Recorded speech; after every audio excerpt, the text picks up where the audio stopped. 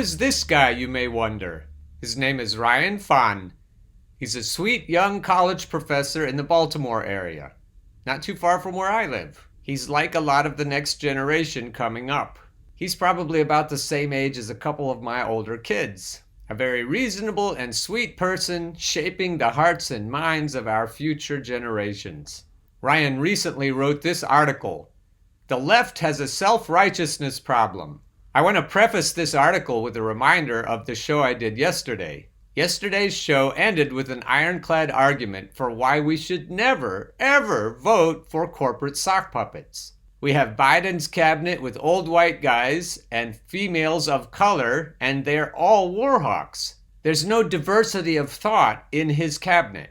They're all tough on crime, staunchly neoliberal war hawk assholes. Red and yellow, black and white, although Biden's indigenous appointee for the cabinet seems to be pretty good. But the reason we have all these warmongers and neoliberals is because the professional managerial class votes for them. Yes, the wine moms are still to blame, but the younger PMC people are also to blame. And you know these people. They probably live near you in your nice, comfy neighborhoods. I was intrigued to hear Jimmy Dore's story about being a bricklayer for 15 years. He and Jordan Cheriton were sharing stories about their healthcare crises, their personal crises. Jimmy made the point that most of the people in the PMC don't understand workers very well. They don't know how to relate to them, and even though they might not call them a basket of deplorables, they do look down on them. I grew up firmly in the working class, and so I know lots of loggers and mill workers and truck drivers, and I think of them as good people. And I don't think of them as more racist than the typical liberal, because they're not. And they're certainly not as classist as the typical liberal. Truth is, I know lots of college professors of color who are very classist. They think they've earned everything they have. If you put their attitudes up against the typical Trump supporters, I'm not sure you have a more compassionate, empathetic person there. And as much as PMC people like to make fun of low-information Trump-supporting voters, their information sources are no better. Evidence of this is the people I've had on my Facebook feed yelling at me for criticizing AOC and the squad.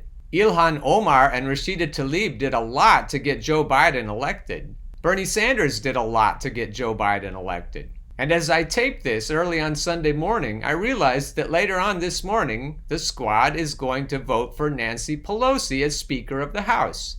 They're going to do it. You know they're going to do it. So the bottom line is, as we look around at our fellow citizens, we deserve every bad thing that's happening to us. Yes, we have shitty leaders like Nancy Pelosi and Chuck Schumer who don't care about us. But if you look around at the well-meaning, well-intentioned liberals, they don't care about us either. These liberals who call themselves progressives or even leftists, they should know something about what that word means. Leftists care about the plight of workers. Liberals, especially those who are part of the professional managerial class, and whatever color they are, don't care about workers. Whatever color they are, if they've earned their spot in the meritocracy, they want a moat around their stuff. They want law and order. They don't want riots with copious amounts of property damage. And they're the ones who will get mad at me if I criticize AOC in the squad, or Bernie Sanders, or Pramila Jayapal, or Mark Pocan, or Khanna. Bottom line, if you can't hold Nancy Pelosi's feet to the fire to get Medicare for all, you're not a leftist. And if you get mad at me for criticizing your favorite progressive heroes, you're not a leftist either. If we're ever going to get out of the horrible economic mess we're in, not to mention the climate crisis, then we're going to have to do more than enlighten the typical Trump supporter. We're going to have to get to the professional managerial class and enlighten them. Because this is where we are right now, dear viewers and listeners, with the professional managerial class of the next generation. Ryan Fahn here, sweet, well-meaning Ryan Fahn, wants us to tone down our rhetoric. This is what Ryan has to say. It's time to admit it. I was wrong about Joe Biden. I voted for him, but I wasn't happy about it. I thought he was the worst candidate the Democrats could have picked to beat Donald Trump. He was too moderate. He had a terrible history of working with segregationists and even promoting school segregation. He supported the Iraq War and authored the notorious 1994 crime bill. He was accused of sexual assault. Credibly accused of sexual assault. He was a symbol of everything that could possibly be wrong with the neoliberal establishment. He is a symbol of everything that is wrong with the neoliberal establishment. But I was wrong because, well, Joe Biden won. What the actual fuck? And I'm not quite so sure if another more progressive candidate would have done better than Donald Trump. What are you even trying to say? After all, it's impossible to determine alternate realities. If you can't even imagine an alternate reality, then just shut the fuck up. But the progressive association with socialism, fair or unfair, undoubtedly hurt Democrats. That's a Republican talking point. That's a neoliberal conservative talking point. That Democrats were hurt by the Latino vote in Florida and Texas because of the word socialism, most notably in Miami-Dade County, where Trump won the most margins a Republican presidential candidate had won since George Bush in 2004, a district Trump lost by double digits 4 years ago. He's blaming it on the word socialism. He also makes the lame point that Democrats notably underperformed in Congress as well because of the word socialism. We've debunked these stupid MSDNC talking points for months, but this kid still doesn't get it. Why does he not get it? And he still thinks that the way out is through the Democratic Party. Why does he not understand that the Democratic Party doesn't give a fuck about the working poor? I think Jimmy Dore had it right. I think he doesn't understand the working class, and I don't think he feels part of it. He probably has pretty good health insurance, and that's a big problem. If he had just lost his job and was about to be evicted because he couldn't make rent and was about to lose his health insurance, he might have a different attitude. But he's still rah, rah, rah for the Democrat team, and he thinks that they should hold their majority and that that will actually help.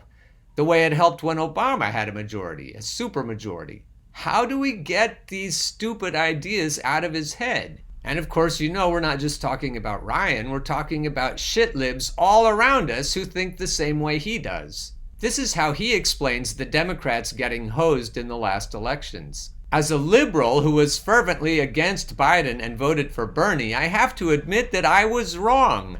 I believe in substantive police and prison reform, universal health care, massively increased funding for education, and anything that provides a greater social safety net. The problem with the left is not ideology. Many people would actually prefer more economically liberal policies. Instead, it is a messaging problem that reeks of the worst sin of all religious sins, self-righteousness. So he's going to tell us to get off our high horse and be less ideologically pure. He goes on to criticize our use of the term abolish the police, defund the police, and so forth. He thinks we ought to cater to the comfy liberals who don't like those words because they don't want their stuff to get messed with. He goes on to say later in the article, what's hurting the left is an overwhelming reliance on self-righteousness. The Obamas and Bidens of the world, don't forget to mention the Hillary Clintons of the world, are significantly more politically savvy than I thought they were. If you told me I would speak of Biden in a begrudging tone of respect 6 months ago, I would have said you lost your mind. And this is a smart kid who's talking here. This is a college professor. And his head is so far up his ass, it probably will never be retracted. And then he mixes in stuff that actually makes sense, like this. And the problem now is self-righteousness because it's clear that the gap isn't as racial as it used to be. It's educational. And that means people of color with education are part of the problem. Liberals are simply not connecting as they used to with non-college educated voters. The media might not have a liberal bias explicitly, but an education bias is shown to tilt liberal. The condescension has gone too far and belittling not only the white working class, but the working class of all races. That is shown by the shifting tide of the 2020 election across all demographics. If the Democratic Party still wants to hold on to the claim of being the party of the people, then shifting towards being the party of the educated is antithetical to that dream. The answer we should seek then is not to push center or push left, but do a deep examination of the way we brand and the way we speak. Automatically dismissing and disparaging anyone who disagrees with us makes us feel good about ourselves in our echo chambers, but it's not winning more voters where it matters. I know a lot of people who agree with me in my city, Baltimore, but those aren't the opinions that are winning votes where it matters. I must have read Ryan's Facebook page wrong because it looks like maybe he's not a college professor. As a teacher in my classroom, most days I give a brief overview of current events through CNN 10-minute news, Clinton News Network. I'm teaching 9th grade special education students. On one day, the presenter discussed defund the police and the push from activists and legislators across the country. I tried to present defund the police in the most objective way possible so my students could form their own opinions. And one of my students said, "Why do they want to defund the police? Why do they want more people to die here?" And it really got me thinking. I tried to explain to him what defund the police really meant, but he told me that's not what it sounded like, and that's where we stopped talking. It's not my job to impose my political views on my students. But it is your job to teach them what things really mean. I know it's tricky in the 9th grade. I don't know if I could negotiate those waters or not. I have a hard enough time in college. I do agree that it's not your job to propagandize, but it's also not your job to pretend that facts are not facts. If we can't, in the classroom, debunk what the media are telling us, then all is probably lost. The irony here is that he sees the condescension as a bad thing, and yet he can still vote for the primary perpetrators of that condescension. I'm sure if you asked him, he'd tell you he voted for Hillary Clinton in the general election. And as I explained yesterday, if we keep voting for corporatists, we're never going to get anywhere. This is really discouraging. I don't know how we're going to get this word out. We have to have meaningful conversations with 9th graders, but we also have to have meaningful conversations with our fellow teachers, not to mention with Trump supporters. We've got to get the people around us to stop listening to fake news and start listening to the real news. The magnitude of this task is staggering. I'm going to leave Ryan there, but I hope that the people you know who are like Ryan are going to get some talking to from you. Ryan is a well-meaning liberal who needs to pull his head out of his ass. Mark Ash, on the other hand, who writes for reader-supported news, knows better. His article is called "Attacking Joe Biden, the Man." Progressives are looking at the fledgling Biden administration's nominations and appointments with a fair degree of consternation, and the opposition is predictably gaining momentum. As you've probably noticed, I've been hammering Joe Biden's cabinet appointments. And the reason Mark wrote this article is to get me to stop. As with the force the vote brouhaha, people are telling us, well, maybe it's a good idea, but maybe not right now. Or maybe there's a better way to go about this. Maybe we need to get more support. And all the other bullshit. There's no question in my mind, Mark, that the point of this article is controlled opposition. You're trying to reshape the revolution into a more moderate form. And then he falsely equates the kind of criticisms I've been making as ad hominem attacks on Joe Biden. He says this in the typically condescending way of most other shitlibs. He says, "Attacking Joe Biden in an even remotely ad hominem way is likely to be counterproductive." Notice how pragmatic he sounds. Notice how reasonable. But it's also patriarchal and patronizing. He says, Joe Biden's far more responsible approach to dealing with the ongoing coronavirus catastrophe is likely to be well received by the American people and, on the whole, have a badly needed calming effect. A soporifically splendid calming effect. They can go back to brunch, they can go back to sleep, and they can forget all about the plight of the American poor. A third of which are about to get kicked out on the street and lose any health insurance they may already have had. Get a load of this next line. The same can be said for getting the economy back on track. Yes, it's the corporate economy and its captive dependence, but that's rent, food, healthcare, and other vital services for a big swath of the country, and getting those services restored does end up being essential. So he's talking out of both sides of his mouth. He says it's a corporate economy, but yet it's going to help people. It's going to help people like him who have health insurance. Biden doesn't have all the answers, and stopping the virus in a condensed time frame will be a tall order, but his honest, straightforward manner is likely to be more effective and comforting than anything the country has seen since the virus was first identified. You'll be comforted because you're a shitlib, or since Donald Trump took office in a broader sense. The corporate press is defining Biden's nominees and appointees generally as centrists. That's obviously inaccurate and misleading. They are not centrist, they are at least corporate friendly, if not actively corporatist. So he's trying to justify himself by coming in slightly to the left of mainstream media. In other words, he's trying to get us to take our eye off the ball. He's trying to get us to be less critical of the Biden administration in the same way that the mainstream media are, but he's doing it in a controlled opposition sort of way. This guy is a sneaky motherfucker and nobody should listen to him. But yet, who knows that? He's writing on reader-supported news, which is generally a pretty good outlet. So from what I can see, the controlled opposition has infiltrated every kind of media, even so-called independent media on the left. If they're apologizing for corporatists, they're not on the left. They're controlled opposition, and that's what we have to remember. I'll close with a bit of good news from Paul Constant. It's the wages, stupid.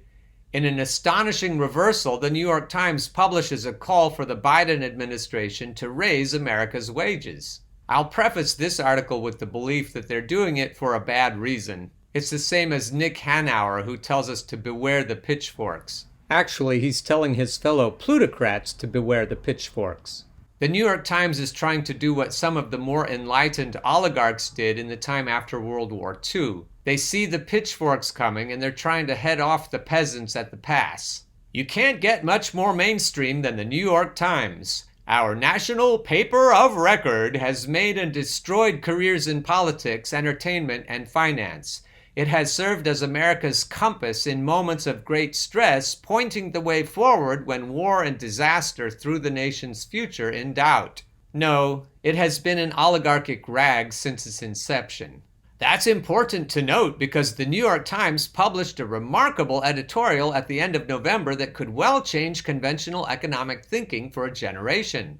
The editorial board called for the incoming Biden administration to prioritize raising America's wages above everything else.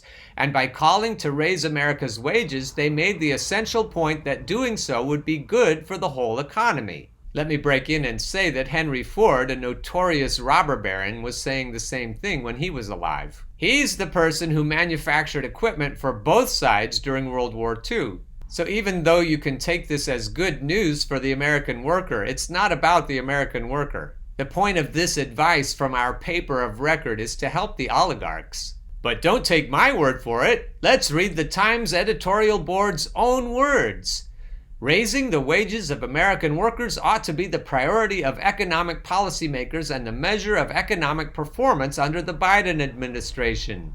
We'd all be better off paying less attention to quarterly updates on the growth of the nation's gross domestic product and focusing instead on the growth of workers' paychecks. Set aside for the moment the familiar arguments for higher wages, fairness, equality of opportunity, ensuring Americans can provide for their families. The argument here is that higher wages can stoke the sputtering engine of economic growth. It can help the stock market. And if it helps American workers, well, I guess that's okay. Again, you'll see that our intrepid writer is giving the Times way too much credit as this article proceeds. The Times has absorbed the lessons of Seattle's Fight for 15, and they have come to the conclusion that when more people have enough money to fully participate in the economy is stronger for everyone. Yep, even for the monopolists. In order to understand how big a deal this is, we have to look back to January 14th, 1987, when the New York Times editorial board published a piece calling on lawmakers to lower the federal minimum wage from $3.35 an hour to $0 an hour. Titled, "The Right Minimum Wage, $0." The editorial doesn't waste any time getting to the point. Anyone working in America surely deserves a better living standard than can be managed on $3.35 an hour, the Times conceded, before lowering the boom.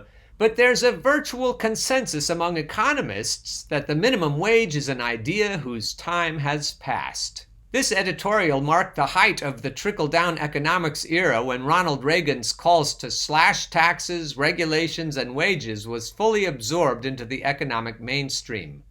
The virtual consensus that the Times alludes to was the mistaken belief that if the federal government cut the minimum wage to nothing, everyone who wants a good job could find one, even if that job only paid a few quarters an hour.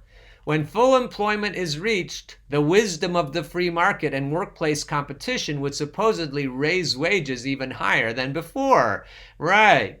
Trickle-down even wormed its way into the imaginations of leading Democrats, so much so that they often bought into the false idea that large minimum wage increases could kill jobs and raise costs. Even leading Democrats? Those motherfuckers are the worst ones. The New Democrats. The New Democrats have done more harm than the GOP. Barack Obama was much more easily able to push austerity than any Republican ever would have gotten away with. On with the story. Nearly 34 years later, we can see the folly behind the Times thinking. The federal minimum wage has been $7.25 an hour for over a decade, and America's wages are still artificially low. With all this information in mind, the Times has now changed course. We've tried it the trickle-down way, and the typical American experience is objectively worse. It's time to raise America's wages. In fact, the past 40 years of trickle-down doctrine has exacted a massive toll. As I've mentioned before, a new report from RAND calculated that over the last 4 decades, the wealthiest 0.01% of Americans have taken some $50 trillion from the bottom 90% of all Americans. These stolen profits are directly attributed to the policies promoted by mainstream economists, not to mention by the New York Times, such as a low minimum wage, fewer regulations, and shockingly low taxes on the wealthy and corporations. I don't hear the New York Times telling us to raise taxes on the wealthy and on corporations. Back to the story. If I had a nit to pick with this new Times editorial on wages, it's that they didn't set a figure identifying how high American wages should be. Now that RAND has supplied a price tag for American income inequality, we can see exactly how much the median American worker would be making right now if we hadn't fallen prey to 40 years of trickle-down economics. Put simply, the median American worker should be earning between $48,000 and $63,000 more per year. Did you get that? Not $48,000 and $63,000, $48,000 and $63,000 more per year than they are now. Imagine what your community would be like if you and all your neighbors had that kind of money to spend. Picture the restaurants and shops and services that would be thriving thanks to your increased spending power and the good-paying jobs that would be created by your increased consumer demand. People would be able to start small businesses and invest in their kids and not live as though they're always one paycheck from disaster. Try to imagine what your local government would be capable of if taxes took these higher wages into account. Rather than scraping up pennies from rainy day funds to keep basic safety net services limping along, lawmakers, oh yeah, those lawmakers who work for the masters, could have combated the pandemic by paying people to stay home and help businesses hibernate through lockdowns. That is so naive to think they would actually do that. Teachers and social service workers would be rewarded for their hard work. Yeah, our values would suddenly just change from top to bottom. So-called essential workers would be suitably compensated for their hard work and sacrifice. Rather than a handful of billionaires hoarding hundreds of billions of dollars over the past few months, we'd have an economy that would come roaring back to life once vaccines were distributed. So yes, the New York Times is exactly right. The mainstream has finally rejected trickle-down thinking that only benefits the wealthiest Americans. Now it's time to start taking America's wealth back by raising America's wages by a significant amount. The naivete here is staggering. Let's be clear. That handful of billionaires he's talking about will never relent. The only way to get the changes that this guy is imagining is over their dead bodies. More than wealth, what they covet most is control. And if we all had that kind of money, they wouldn't have any control at all because we'd soon take away everything from them that they have. And that, dear viewers and listeners, is how it should be.